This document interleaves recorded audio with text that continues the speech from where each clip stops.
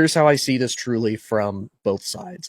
I do think for Virginia Tech, you got a solid coach. You have a coach that is proven. He did great with both Vanderbilt and with Penn State both.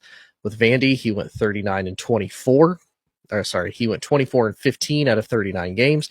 For Penn State, he went 104-45 at his time there. Now, obviously, the big thing that hurts him more than anything when it comes to being a head coach, he's 4-21 as a head coach when it comes to top 10 teams.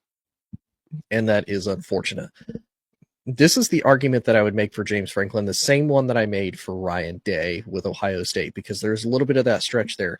Oh, Ohio State can't face anybody. They can't beat the big teams. They weren't able to beat Michigan when they were one of the top 5 ranked teams all those years. They weren't able to beat Georgia.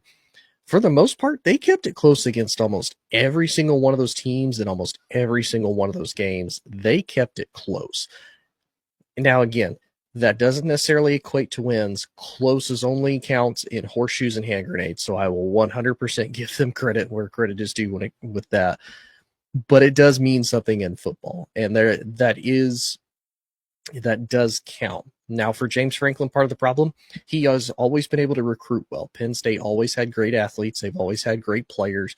You look at Tyler Warren, you look just on the defensive side of the ball, you have Micah Parsons, you have Abdul Carter, you have Joey Porter Jr.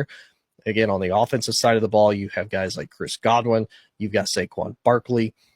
The biggest question to me that I always had was the quarterback situation, because Penn State quarterbacks went into the NFL, but none of them are really starters. There was no quarterback out of Penn State really taken in the first round or even really the second round. They were typically about third and beyond, and they were typically just, journeyman backups. Some of them I don't even know if are still in the league or not, as well as you have running backs like Miles Sanders, who ended up taking over for Saquon after.